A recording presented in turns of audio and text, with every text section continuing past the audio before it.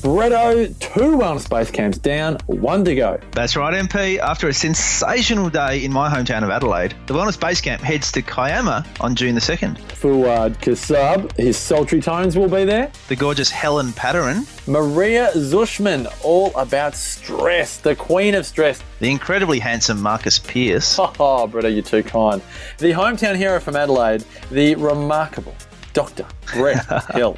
It's going to be a great day, MP. And the best part is when you register for Kiama now, not only do you get 2 tickets for the price of 1, you also get our recordings from the Wellness Base Camp in Brisbane, valued at $97. Oh, wow, MP. Brisbane was a great lineup too. We had the Up for a Chat girls, Cindy O'Meara, Kim Morrison, Karen Smith. It's a fantastic recording to chuck in. 8 presentations from Brisbane. Saturday, June 2 for Kiama at the incredible pavilion overlooking the ocean, Bretto. I don't want to sound biased, but it is the most remarkable venue that we've had for the Wellness Base Camp so far. Saturday, June 2, 2-for-1 tickets at thewellnessbasecamp.com. That's thewellnessbasecamp.com.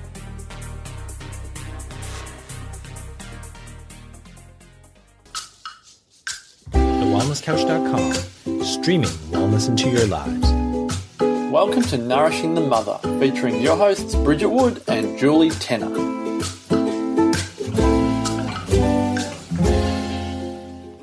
Hello and welcome to Nourishing the Mother. I'm Bridget Wood. And I'm Julie Tenner. And today we have the most divine interview with Megan and Regan from Aila and Lior, who we met at MummyCon and designed a set of beautiful affirmation or declaration cards, as they call it, for and they're titled I Carried You. So they're around loss and specific to miscarriage and pregnancy loss, stillbirth. And they're just divine. And we were so heartfelt and moved by them at MummyCon that we thought we just have to share them with you beautiful women because we thought you'd love them. And also having a man as an experience, that masculine of what that experience was like for him, I was also so ready to dive into that as well. And he totally showed up for that. He really did. And I think that so often in women who are caught in this space and this terrible, experience of grief that's so often is all encompassing, it can be really difficult to hear where they're at. And so this is a really beautiful perspective to dive into. It really is. Before we do, I would love to remind you to jump onto nourishingthemother.com.au and sign up to join our tribe, where once a week we send you an email with links to everything we've put out in the world, and you can pick and choose where you'd love to dive deeper. So I want to tell you a little bit about Megan and Regan. So they're a husband and wife team currently living in Melbourne. Megan has a Bachelor of Psychology and Regan is a singer-songwriter. Together they are also completing their final clinical year of chiropractic studies at RMIT. They are passionate about seeing people achieve their full potential and living their own. They have recently started a business to empower women healing through pregnancy loss and baby loss. They have made it their mission to become more open about baby loss in all forms, miscarriage, pregnancy loss and stillbirth, releasing themselves and others from the stigma attached while bringing healing to countless families who have also been on this journey.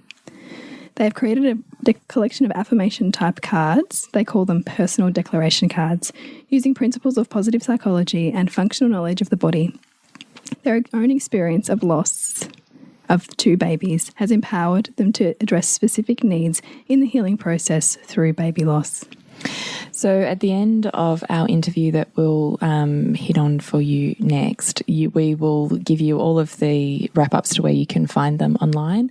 And they have also very generously given us a specific tribe-specific unique code to receive a discount on those cards should you wish to buy a pack. So right at the end, we'll give you all of that information. So we really hope that you enjoy our divine, teary, heartfelt, expanding, what else do you want to say, Bridget? Just super moving. Yeah. Interview with Megan and Regan.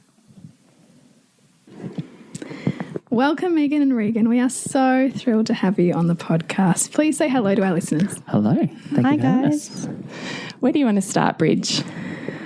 Oh, I think when we first met you both, I think we were pulled towards your stand that we saw at MummyCon, and there was something, I mean, us both having experienced miscarriage ourselves, there was something that was so deeply, profoundly raw and beautiful about the words that we were captivated with in your declaration cards and your affirmation cards. And I just want to first say that what you have created is just what I wish that was around when I experienced it. What about you? Oh, I definitely think that. I think I agree with you. We were drawn to that table, and when I'm thinking about it and I'm casting my mind back there, it was white, and there were these soft hues of the feminine and this gold that said reverence and remembrance for me. And I think that was what pulled me in originally. And then I had a brief conversation with you, Regan. I was like, oh my God, he's so beautiful. And then we met Megan and we were like, oh my God, we're in love with her. I know. And so we decided this was a really powerful message and a really extraordinary experience of deep, deep pain that is transformed and transforming into a service and a gift in this world to so many others. And that is also in and of itself an incredible story. So where I would love to start, if you're willing to go there, is just to open up your story, and then we just see where we roll from there. Sure. First, thank you so much for talking about the colours and the things that attracted you to the brand and the cards, because they were things that we really thought out and pulled out specifically to reach women who have been through this experience. And I've actually just put up a little Instagram post recently talking about the intention behind all of the things that we put into creating the cards, and we really wanted to create that ritualistic, reverent feeling. So it's so lovely. You nailed that you have acknowledged that. Thank you. I saw that actually on Instagram. I was looking just before we met you guys, and I was seeing the eucalyptus, and that in and of itself, even in choosing those hues, that it was had very much a resonance with the lungs, which is obviously the emotional holding space of grief. And I just thought, oh my gosh, this is just so multi-layered. So thoughtful, I think, all of it. But we'll hear from you on that. I think our story with Miscarriage began back, I think it was 2014. We were in our first year of our 5-year degree, and we got pregnant unexpectedly, but we were so excited about it. And we were both very naive starting out, that anything could really go wrong. And fast forward a little bit, and I began experiencing symptoms of miscarriage, such as cramping and spotting, and we went to the obstetrician who thought that things weren't going so well. We went for an emergency ultrasound, and it was kind of in that moment of knowing that our baby wasn't alive anymore, that our lives completely changed. And from there, we found out that there are a few other things that went wrong with the pregnancy that really led us on a big healing journey. Do you feel like you can talk about what those things are and what evolved in terms of a healing journey? Yeah, for sure. It is so multi-layered, and there's so many aspects that come with healing from a miscarriage.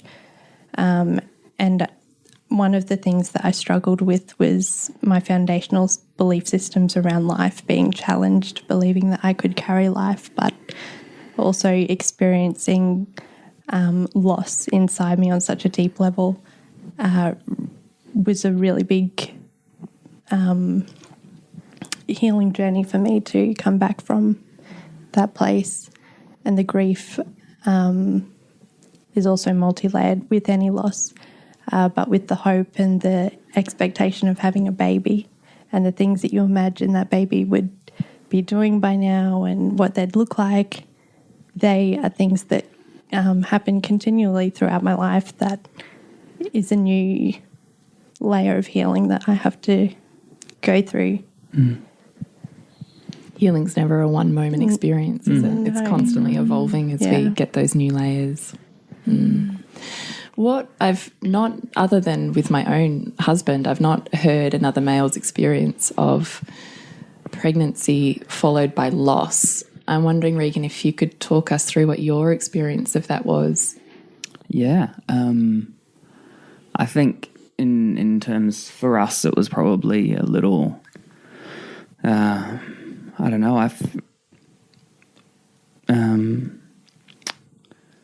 definitely felt like as soon as I remember the day, I remember the time, the exact time that Megan was like, I think I'm pregnant. And she just started to freak out because obviously it wasn't planned for us, first year of uni. And it was just this whirlwind of emotion, as we often, you hear about it and you talk about it, and until you're in it, you're just like, it's just something else. And in saying that, I am very much looking forward to being a dad and have done for a while.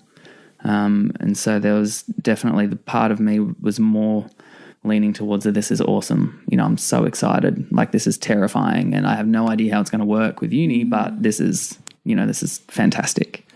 And so anyway, we went to, as people will be able to read, we went to the shops and got a few different pregnancy tester packs and different brands to make sure that it was, properly covered. And it was just that process of kind of working through it. And we kind of got to that stage where we had decided that we were both going to try and stay keep going through the degree together.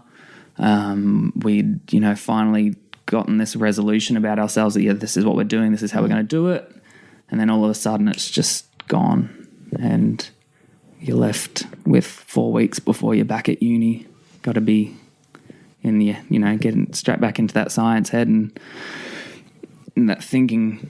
And all you want to do is just push your thinking brain away and just hide and just, and it's hard. It's really hard. And I think the hardest part for me was obviously wanting to protect Megan and protect us and our relationship. And there's a level of turbulence to all of that just makes that seem so impossible. And it kind of is impossible. You just kind of, you just have to keep.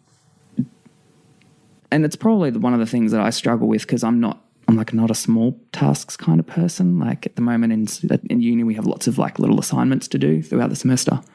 And I'm like, give me 3, exams or assignments that I can just focus on and get them done. But for something like this, with supporting Megan and helping us kind of move through it, there's lots of little things that needed to be done. And especially for the first little while, I just didn't get it. I was trying to, being a middle child myself, I was trying to play the balancing act. So Megan was, dealing with her grief the way that she did, and that was to kind of withdraw a bit within herself, which is fine. Everyone grieves and processes differently. But for me, I saw that and thought, all right, so I need to go and try and get us socializing, get us out a bit more and try and fix, to balance. But that's not what Megan needed. And so that put a lot of strain onto our relationship as well. How did you work out that wasn't what she needed? That's a great question. She probably told me. Did you, Megan, or was it assumed knowledge from you? Did you ever feel, what are you thinking as you're withdrawing into yourself? What are you going through there, and what are you noticing with Regan? I definitely withdrew. I'm quite a natural introvert, and Regan, as us introverts commonly do, we attract extroverts. Regan's an extrovert. And, so my way of coping with many different things in life is to recharge from within and to draw inwards to examine myself. And I think Regan didn't do any harm in trying to engage me in social activities and drawing me back out of myself, because sometimes being in that internal environment can be very cyclic, very circular, and you kind of need to be extracted from that a little bit sometimes. So I think that it was like Regan said, a constant rebalancing of having sacred, quiet time, but then also re-emerging from that to celebrate life and to experience joy and happiness again. So it was a continual effort to communicate through that time, and between balancing each event, each moment was a bit of a dance as to what we both needed at the time. And I think we are still learning to communicate that and to talk about it and be really open with what we both need. So I think it's not something that we nailed at the time. It's not something that we've nailed now, but we continually put the effort in to talk about it and to be open and non-judgmental in that space for what the other person needs. So when you've realised going out and trying to drag her out of the abyss that she's in isn't perhaps exactly where she needed to be, how did you meet her and where did you meet her? I wrote her a song. I think we just found a little bit more in love. Yeah. So my coping mechanism for a lot of difficult times over the last however long has been to write. So I'm a musician, play guitar and sing, and I proposed to Megan with a song, and so it's my thing. So I wrote her a song, and that probably helped me just as much as it did her in terms of I was able to get my emotions out and do something productive with them. But also, even the words that I wrote, even as I wrote them, I kind of didn't really fully grasp them until I'd kind of put it together and finished it. And even now I'll sing it to myself every now and again just to remind myself. Because essentially the theme of the song was there's no rush to be okay. So even sometimes now when when we're going through a tough patch, or I feel like we're getting a bit stuck, or for whatever reason, that little melody will come back into my head. And so it was, as much as it was for Megan to try and express my sincere love and my apology for trying to maybe pull her out of her cocoon too soon, it was also for me to remind myself that,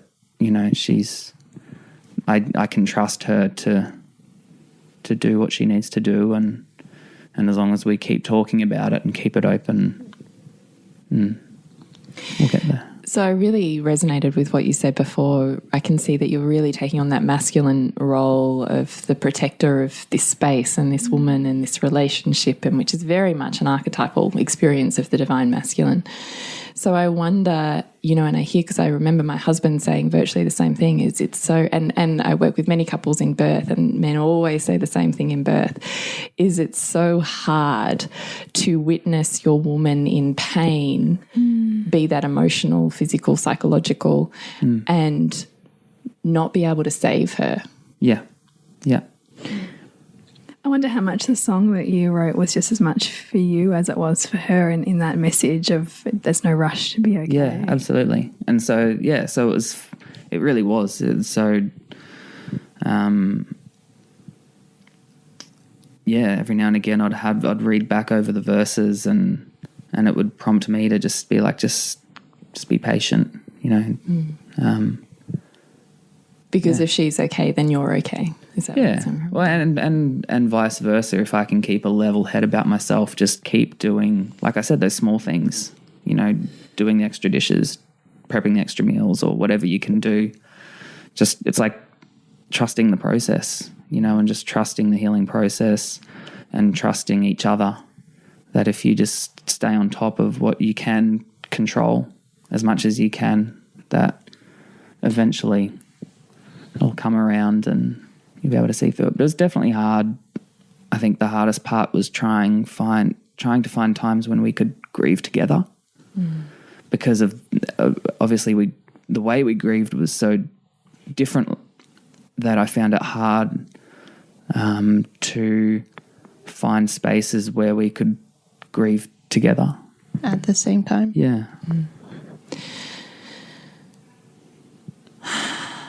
I I have so many questions rushing through my head. Do you have any questions that you want to ask, Bridge? No, you keep going. Are you sure? What I'm thinking about in my head is society. I mean, one of our conversations that we had even at MummyCon was that society largely doesn't have a space to recognise miscarriage and the experience of miscarriage, which is, for what you're expressing and what Bridget and I expressed, was more than the loss of cells. It, for us, was a grieving of a loss of a future that we'd already played out in our heads and in our bodies. It was the loss of promise. It was, you know, as you had talked about, Megan, this sense of disrupting the sense of harmony that you had with your physical body, and that it was your child that you had to say goodbye to, that the world just didn't even take a blink at. And I wonder if that experience of an isolated experience is even greater for a man. Do you think that it is? Do you think there's less of a space for men to even have that experience? Yeah, absolutely. And in fact, a lot of conversations I've been having with friends recently is because Megan and I have been throwing around, you know, like we've created this incredible product that's incredibly feminine and just so gorgeously supportive of women in their grief. Is there something that we can do for men? But it's just I have a couple of friends who are psychs, and just talking to them about it, and at the moment I said, because I've showed him the cards, and he said, I use like affirmation cards and things myself, but it's still such a rare thing to talk to find a male that would, take something like this. And, but I feel like for me, even at the time, I just wanted mates, you just wanted to, like we just moved to Melbourne from Queensland. We had a little bit of family down here.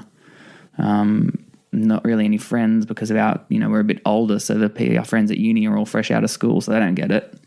And we didn't have a support system around us at all. And that was really probably the hardest part for me. What did you need? I just wanted some mates to just have a beer with and catch up, and not even necessarily talk about what was going on, but just that camaraderie, just knowing that they've got your back. Someone's got your back. And so, yeah, it can become very isolating because, even trying to provide space for that kind of conversation, it doesn't necessarily even need to happen. That's the thing. Like for me, I don't think had there have been space with people to necessarily talk it out, I would have all the time. Like I am a very open kind of book person. Like I probably talk too much and tell too many people too many personal things. But it's just one of those things that how do you put it into words for someone that doesn't necessarily get it? And so, yeah, for me, just to being a very, like an extroverted person, being a very social person and not kind of having that net to go back to recharge was very difficult. And so I noticed that your cards, you say you named after your 2 babies that you lost. Would you like to continue your story?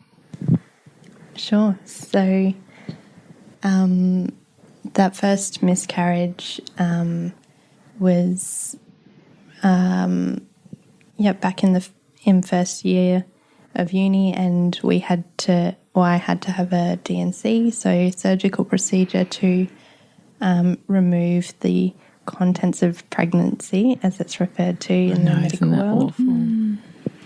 And so undergoing that surgery was actually quite traumatic. It is considered to be a very minor medical procedure in terms of the medical in terms of stages that you can have of medical procedures, I suppose. However, it is already a very traumatic emotional experience. To then have a layer of physical invasion for a surgery like that took a lot for me to face that and to recover from the thoughts in my mind of having a surgery, and we have quite a natural lifestyle. We really love holistic forms of care. So to kind of submit to that medical system for a surgery, for a process that I really wanted more than anything, my body to take me through myself, was really difficult. So that first pregnancy we named Lior, and the name means I have a light. And we just really resonated with that name because what we needed more than anything in that time was a light. I adore that name. Thank you. So that's... Can we just say this is also, I know that you're fighting a cold as well, but this is also an open space for tears. I don't know if you've listened to our podcast, but Bridget and I regularly blubber on this podcast. And we often get messages back that, you know, when we're willing to really show up with that level of vulnerability and authenticity, that's also the listener's experience of that. So I also just want you to know that whatever comes up for you here is completely safe space and welcomed in whatever form that takes. Thank you. It is really emotional to talk about. And I'm trying not to cry so I can keep talking. I know, but don't feel like you have to. Like, you know, I think we're so afraid of silence, and yet, you know, we feel like we have to have the fix to silence, as opposed to silence in and of itself being an experience. And in my work of women's circles, it's largely what I've come to respect the most, is that instead of there being an emotion and everyone rushing to kind of fix it, that there's just space for just let it roll. You know, just feel whatever needs to be felt, and knowing that it's like a wave and it comes through the other side. So we will sit in silence with you if that's where we're at, Megan. Thank you. Thank you, girls. So continuing on from that, we later found out that that first miscarriage was a partial molar pregnancy, which is a rare kind of complication that can happen in pregnancy, where the placental tissue can embed in the uterus and continue producing hormones, which can then turn cancerous. So that was shocking for us, to not only experience a miscarriage but then have significant health implications to recover from and to actively deal with. It was something that I had to have regular testing for, to make sure that my hormone levels were going to drop back down to zero, to then indicate that I was healing, and also to then say that we could go on to try again for another baby. So that took quite a long time in that process for my hormones to drop back down. And in that time I became consumed with that physical healing. And I think I probably brushed under the rug a little bit and neglected my emotional health as I just continued to strive to see my hormone levels drop back down to zero. So I allowed that to really consume me for a long time. And it was later, when I had a second miscarriage, that I realised I had these emotions from the first miscarriage that I hadn't addressed and I hadn't embraced and hadn't integrated into my life. And I talk about that in the cards. I integrate changes into my life. I can't remember exactly how I said it, but it was a really big affirmation for me to understand that it was safe for me to change and safe for me to integrate the new woman that I was becoming through this experience after that. Is that where you started your affirmation work that has ultimately led to these cards?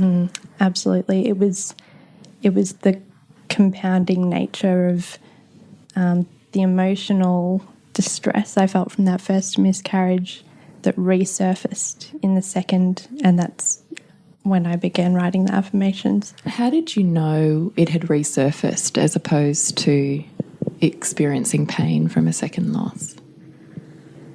I think I felt the same fear in the same way. I didn't feel the same fear in a new way or in a different way, and it was very visceral experience, very I could feel that my body had held on to those emotions for so long, and that the recovery of the second miscarriage wasn't just kind of an add on top of those emotions. They ran very deep, and I'm not sure if I have the language to describe it any more than that. It was old grief. And I think that we all have that from various experiences in our life when we lose people or when we lose things that we love, and we have those old patterns that we can quickly fall into, and the old I don't want to call it baggage, but the old wounds. Yeah, the old wounds. So when you had that realisation, what did that look like for you to then choose perhaps a path of leaning in and working through, as opposed to the physical healing approach that you took with the first one? It was very conscious. I chose to lean in, and I chose to accept that it had happened, and accept that I had to heal. And I remember consciously realising that to heal completely, I had to go on this journey and to begin to write the affirmations for myself. It was a really conscious effort at first. Where did the affirmations come from? Like maybe Bridget and I, we've pulled a couple out of your beautiful pack. Maybe we could just read those, and then you perhaps might be flooded with some memories of experiences that you remember. Well, it was when I was travelling this that I realised this. Because essentially, did these cards represent a healing journey that you yourself went on? Yes, absolutely. I wrote 40 cards. I chose 40 affirmations from, there are probably a couple of hundred that I wrote. Had you had this gift before for writing affirmations?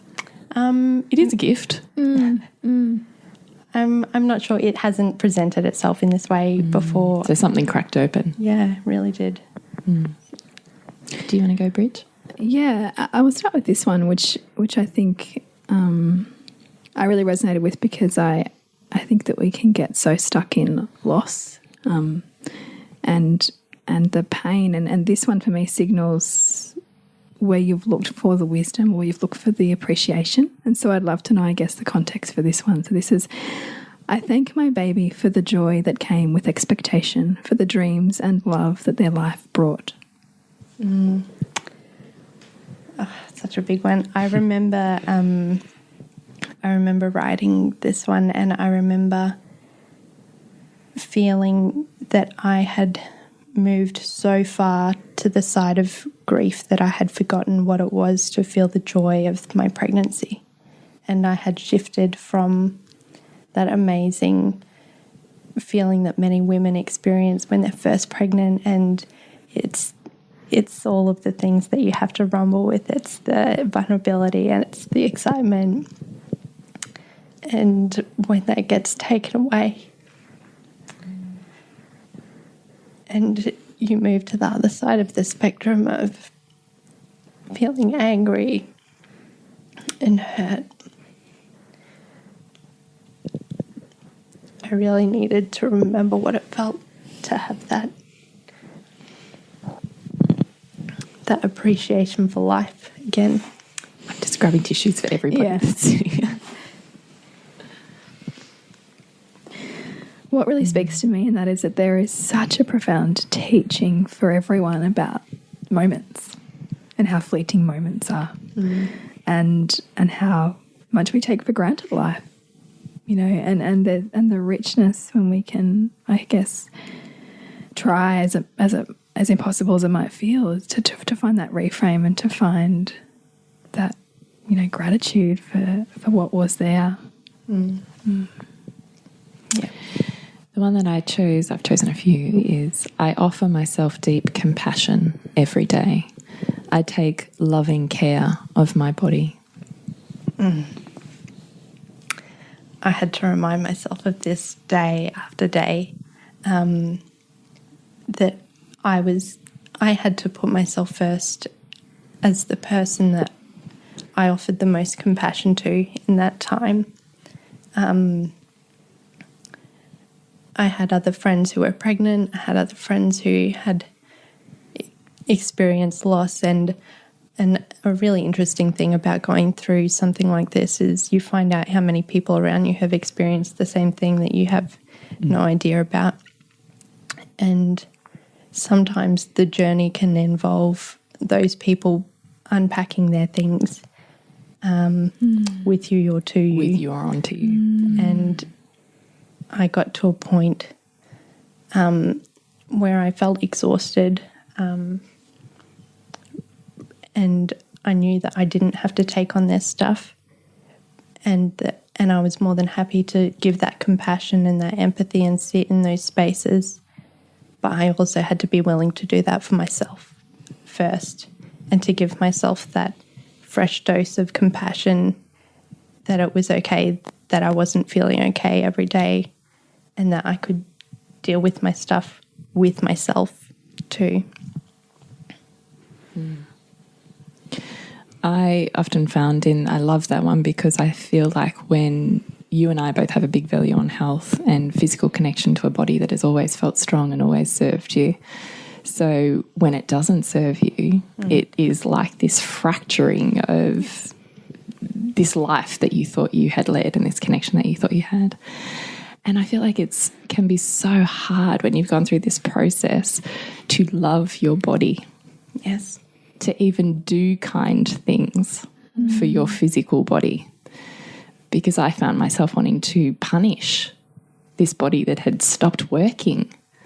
And that's what I think about when I love that card too. Yeah.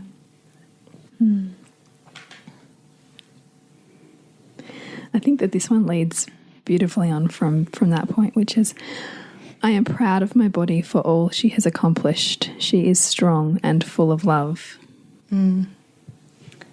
To carry a pregnancy is no small feat. Neither is losing one. And it took a huge physical toll on me, and exactly as you're describing, I felt such a connection to my body, especially when I was pregnant. Everything's enhanced, all of your senses are switched on and vibrant, and to then experience the opposite of that, I really had to come to a place to acknowledge that my body was amazing for the process that it went through in both carrying a baby and in giving birth to that baby in a way that I didn't imagine. And I had to come back to the point that no matter which outcome, my body still loved me. And I didn't believe that at the time. I was very angry at my body. I felt betrayed. And I had to remind myself that my body had a deep love for me as much as I should have had for it in that time. And so I think that was the reminder for me and the affirmation that my body was amazingly strong for all that it had been through and all of the healing that it had to continue from that moment on. And there was so much love in that process. Oh, I love it. So my body finds harmony in every cell, cycle, and system. It was so Still real. Still real. Still real. Yeah. What does that mean, Regan? I don't know. I feel like there was definitely a period there, even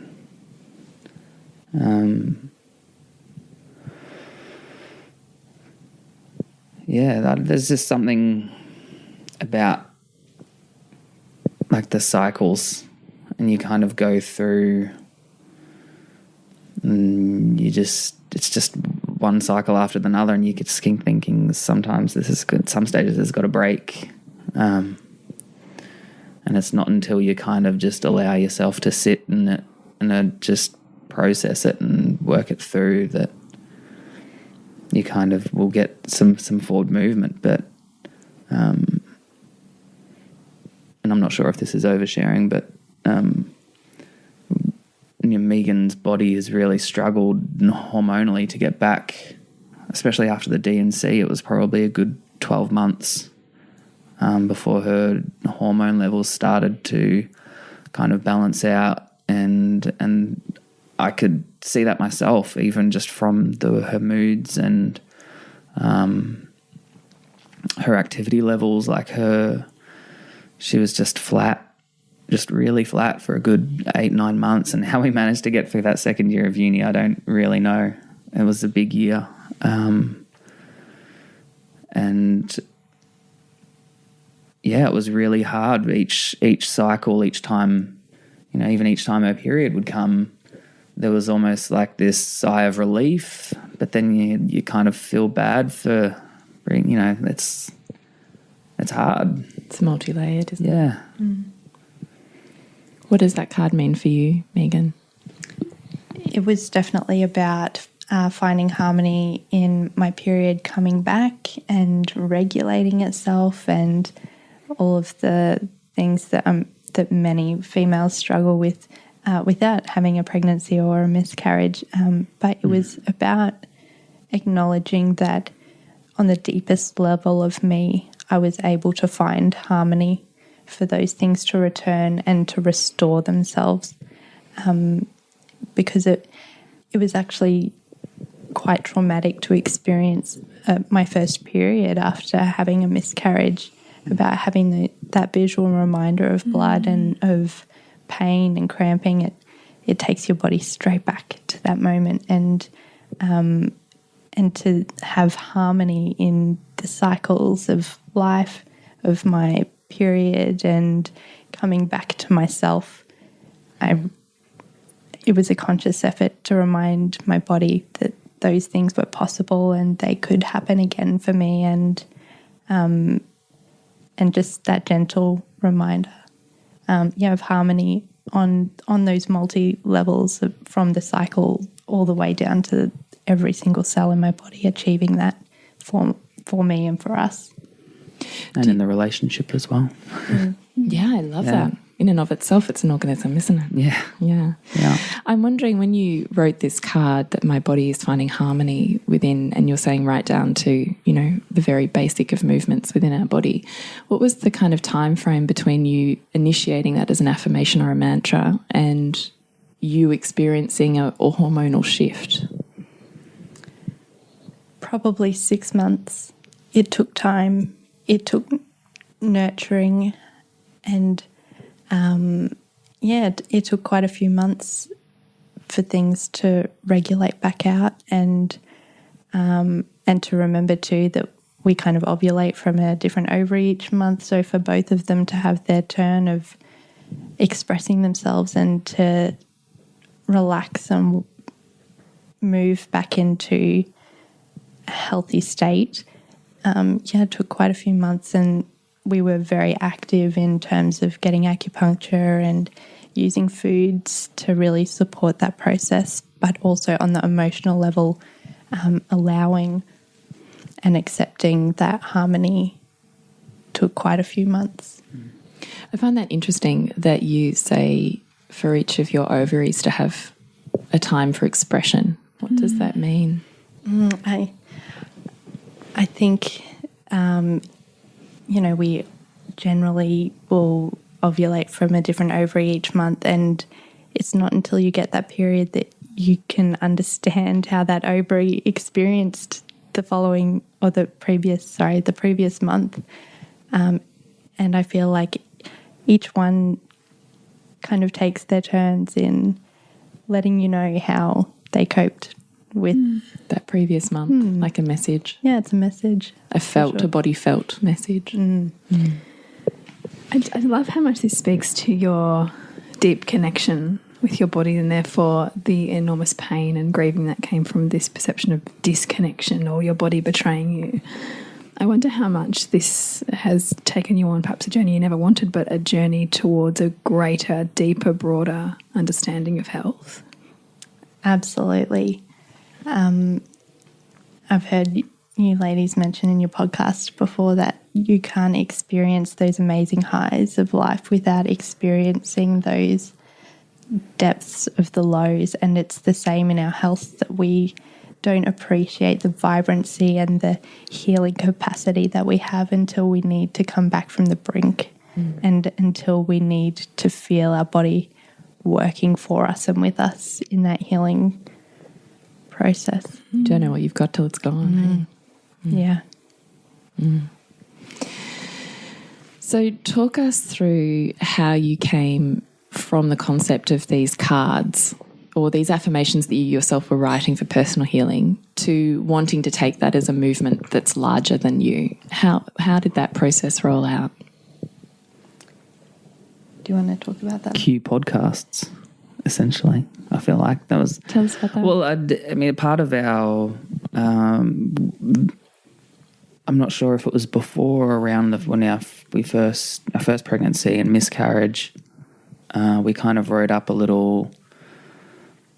like a mantra for us as a couple, and we're married, we're studying the same course, we have interests in our way we align is even to our names is a little bit too scary sometimes, but we feel our calling on this earth, and our job here is to help facilitate healing.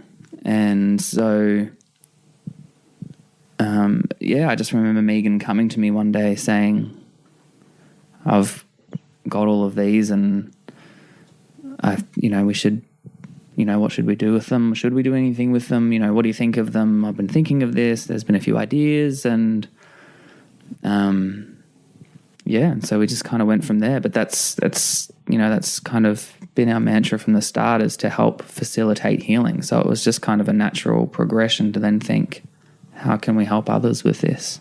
Do you think that's a natural jump to make from pain to how can we help others? Maybe for us. Yeah. I don't know. It seemed like the natural outworking at the time. I also gave the affirmations to another friend who'd just had a miscarriage, and they were literally just a Word document of a list of affirmations, and she loved them, and she said, this is amazing. And when I had someone else experience, and to experience healing herself and to report back on that, I thought, wow, it wasn't just me that I wrote these for. And to understand that they could also go out and help other people too, that was a really powerful moment when we heard back from that friend that they'd helped her, and we kind of then went, we passed them around to a couple more friends, and the momentum just started taking on its own little life of healing, and the amazing feedback that we got from them really encouraged us to understand that this was a cause greater than ourselves. And the other thing was I felt really angry that society hasn't opened a good, healthy conversation about miscarriage. And I really felt let down by that culture of it being taboo. But at the same time, I really felt that I couldn't experience that and I couldn't hold a space for feeling angry in that way if I also had something that could start to change the conversation. And I knew that it would be a big responsibility, and I still don't understand what a big responsibility it is, but I knew that I had to do something to start to change it and to introduce something new into the space. I really want to honour that. It really is turning pain into purpose, right? Really trying to serve others with that. And it's a place that I think a lot of people can't get to, when the pain is so visceral, and when we are so stark. So it's pretty profound. Thank you. How would you like to see your cards being used? Wow. Our dream for the cards is that they get into the hands of every woman who has had a miscarriage and who's experienced this pain and feels the void and that emptiness. And when I have this little vision in my mind of a woman leaving hospital with a pack in her hands, and it comes from that deep feeling of emptiness that you experience with a miscarriage, that you've lost your baby and your arms are empty. I would love for these cards to be in that place of the sweet spot of that moment. Yeah. So I would love that. But we've also seen them being used at a funeral, and that was a really special moment for us. And also we would love for people to feel that these cards are shareable and a place to start conversations, whether that's on social media, whether that's on the coffee table in their home, but something that is beautiful and able to open up a place to have a conversation about miscarriage and about grief and healing. I myself have actually gifted them to a friend who also was experiencing a miscarriage, and she didn't specifically say back to me what that did, but what I noticed in her was this deep sigh. And she sent me this text message of just the first cracking open, where normally she'd hide away, just this openness of, you've just met me where I'm at and I'm so grateful. And I just saw in her this shifting of reverence. And so you and I, Bridget, have talked about when we have friends that have experienced a loss of miscarriage, no matter, what week it is, that there's a way to honour that experience and care for that woman. And that, we've talked about care packages and dropping them off to friends' houses, but this is just, like, for me, I think, next level, to be able to send a gift like this to a friend that says, I hold your heart and your experience, and, I honour your transition through that. I just think it's beyond genius. I don't even know what the word is. Like, I just think it's just a magnificent experience to ripple that out to women. And who knows where those ripples go, right? If women heal differently, what changes?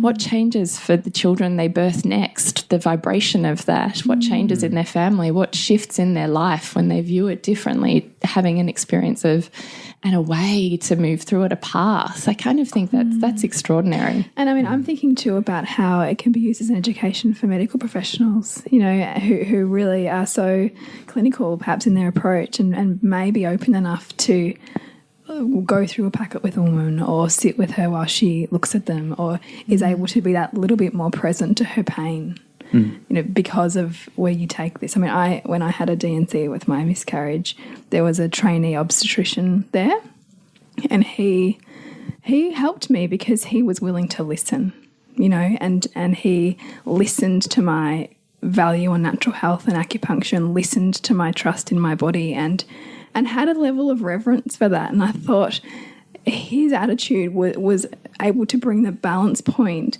to the immense grief that I felt about being in a maternity ward when I was about to have a procedure to take my baby away, and that is where I also see them being able to be used. Yeah, wow, thank you. That's amazing.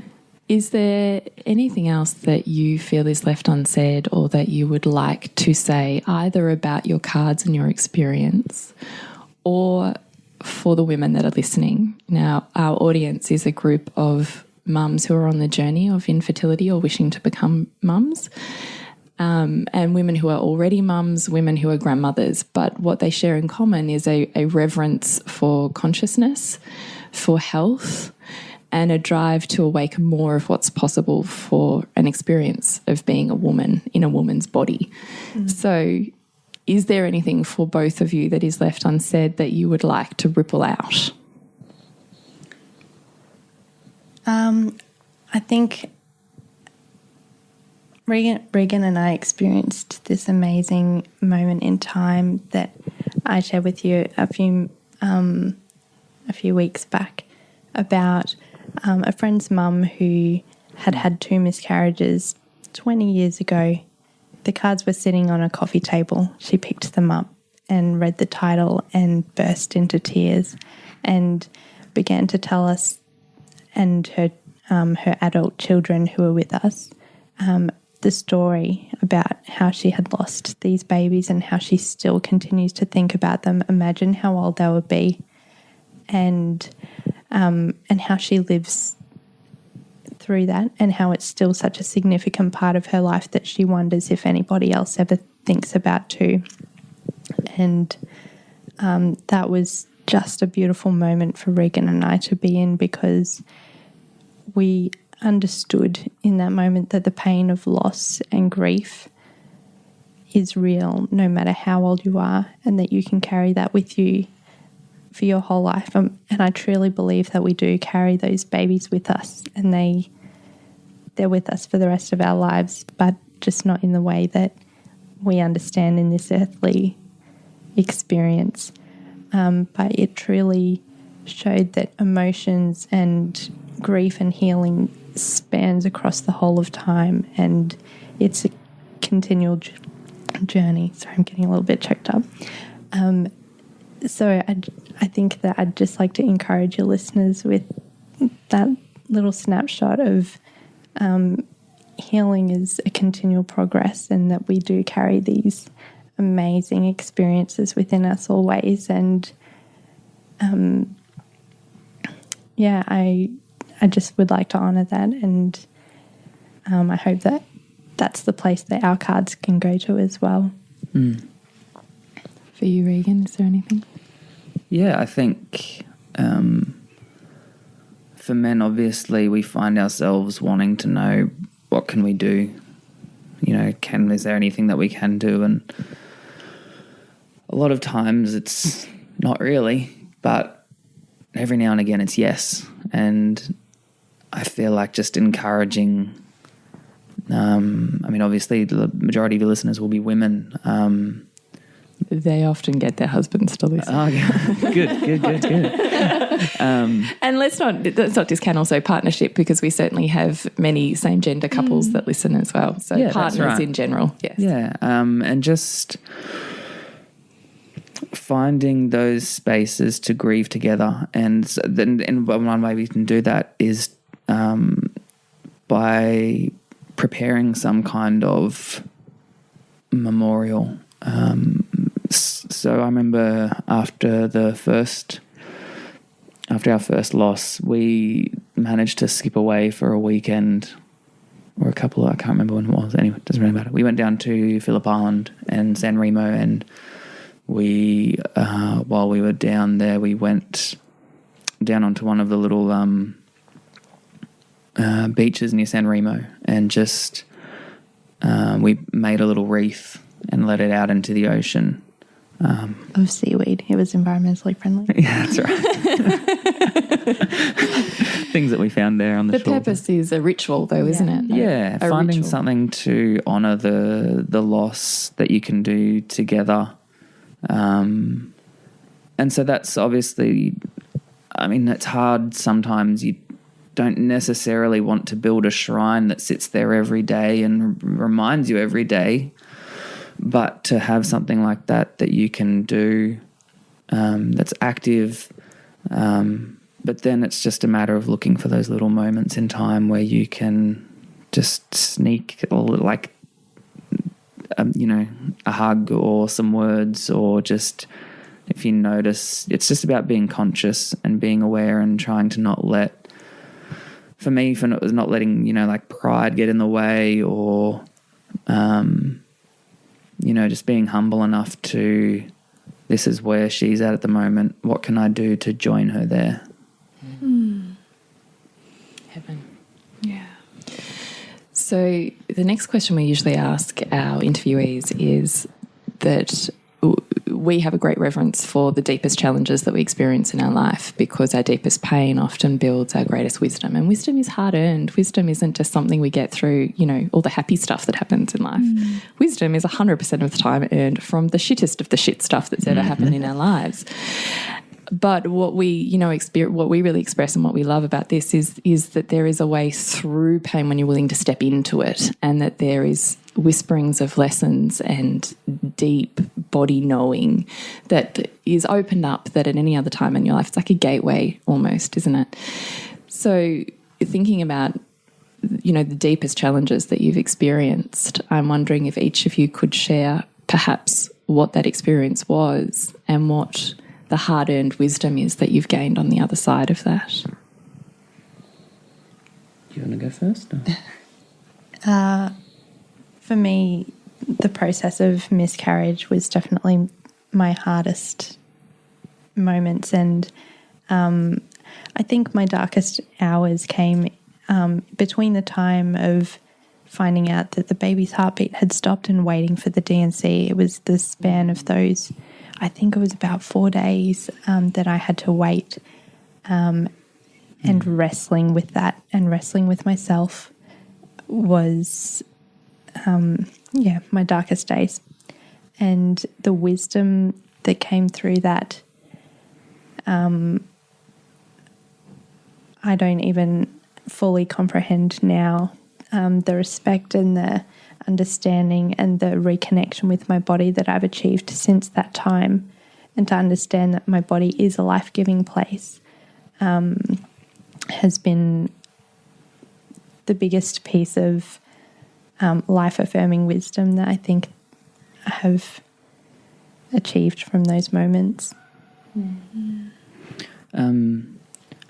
Yeah, for me, like outside of miscarriages, which by far take the cake of being probably the most painful, I had an experience when I was 22, 23, I think that, or 21, 22, where one of my close friends passed away from lung cancer. He was 19, and 6 months later, my cousin, who'd been living with us for a year, passed away after having a lung transplant. Her body rejected the lungs. She had cystic fibrosis. And there was just something hugely powerful about the times that I got to spend with them before they passed. So my friend that had cancer, I actually spent a few days with him and his family in the hospital while he was in a coma. And I was able to just sit there and just play music. I just played my guitar for just about 3 or 4 days straight in his hospital room with him and his family, and being there with them as he passed, and witnessing that was such an incredible honour and burden and privilege, and just heart-wrenchingly beautiful. And then I was able to write a song for him and his family that I played at his funeral and then recorded and gave to them. And then a similar experience with my cousin, except because of her timing, we knew that her lungs were failing and that she wasn't going to have much longer. And so we actually got the opportunity to get all the family together, and we had a fantastic weekend. And I actually got to show her the song that I wrote for her parents. Like, it was kind of her life story from her mum and dad's view, and just this incredible life that she led. Sorry. What was her experience of listening to that? It was the most bizarre thing I've ever done, because it's essentially the song was about her passing, but she had just had this intense, immense calm and peace about her. She'd been in and out of, possibly life-ending surgery since she was, born. So it wasn't, for her, she was at peace, and she was obviously very taken by the song, and she loved it, and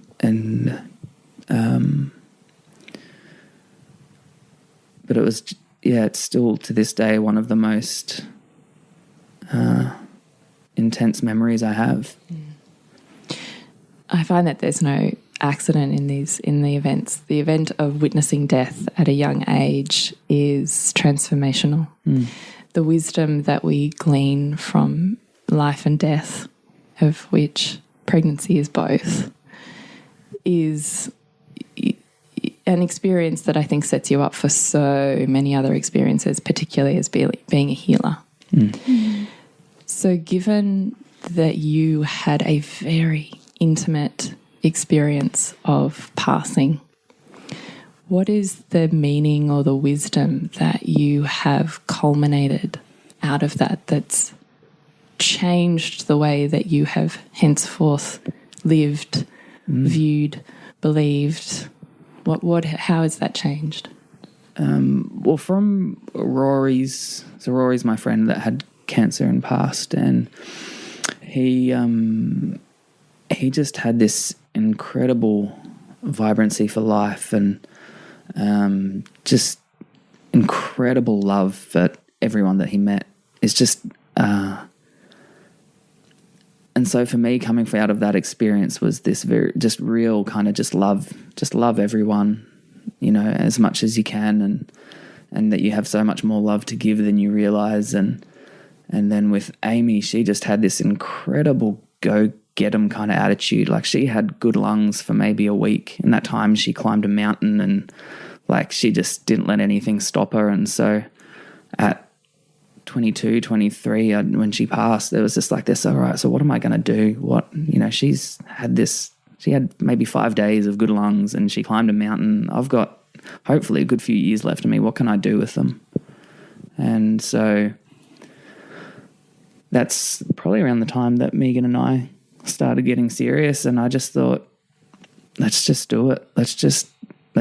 We decided that I just said, I remember we were on a walk one day, I'd kind of decided through this that as much as music was able to heal people, and I wanted to kind of deepen my understanding of healing and how I could do that better and more of it. And so I said to Megan when we were out on a walk one day, I said, do you want to go study chiropractic together? And she said yes. And so I was like, all right, let's get married and go. And she,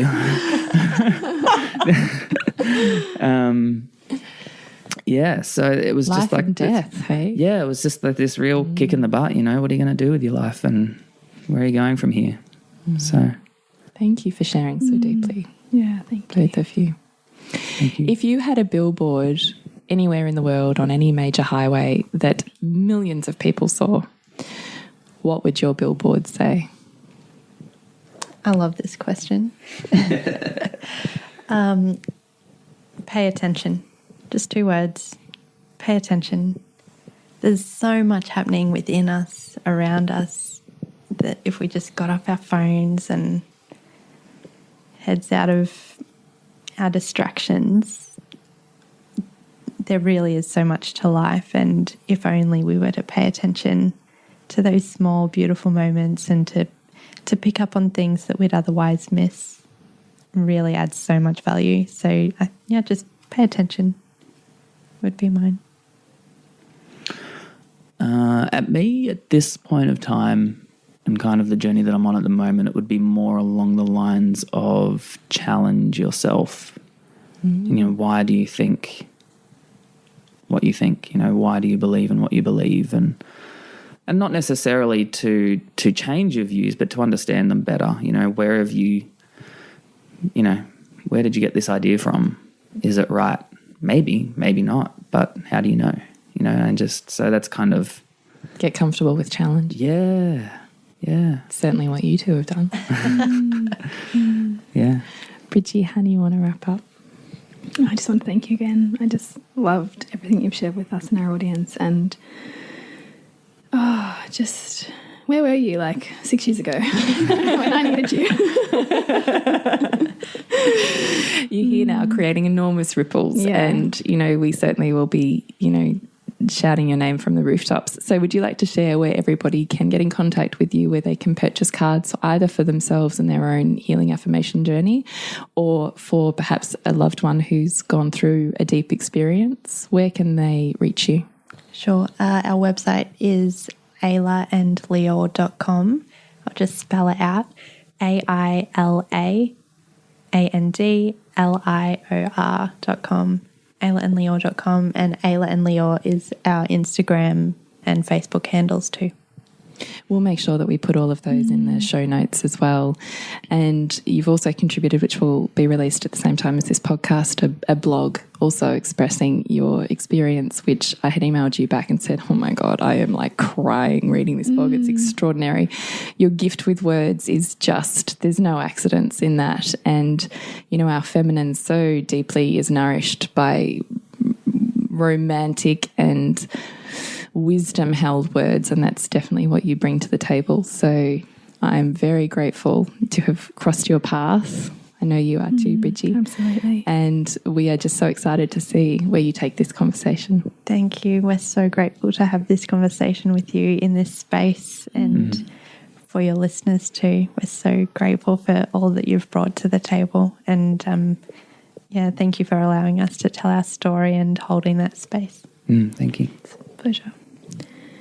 So wherever you find yourself after listening to that interview, whatever that brings up for you in your own story, perhaps, or the stories of those around you, I really hope that you're giving yourself some space to sit where you need to in that, because even for Jules and I, it touched on a lot of our own stories around loss, and I really want to honour wherever you find yourself on that journey, whether it's you yourself who's experienced it or somebody close to you, because as we know, it's the thing that so many women have experienced and families have been touched by, but is so rarely deeply talked about. Yeah. You know, as I said in the interview, I want to honour the silence as well. If what you need right now is silence, then I honour the fact that you do that and you allow those waves to roll through you. And I would really invite you to jump online and visit Aila and Lior and buy a pack of cards. If you yourself have experienced loss and grief around the loss of a baby or a pregnancy at any point in your life, it wouldn't matter if it was 30 years ago, these cards will still speak to somewhere that pain is sitting and stored in your body as much as in your psychology. And it's amazing how these affirmations are they're beautiful to look at. They're gold foiled on the back. You can stick them around your house. They have affirmations specific to body, to health, to realigning hormones, to honouring, loss and pain. And there's so much that they can apply to then.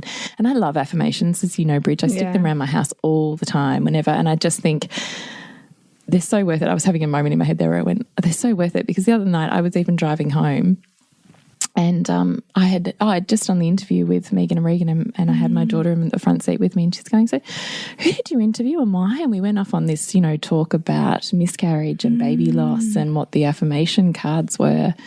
And she went, an affirmation? What's that? And I said, and I kind of explained it.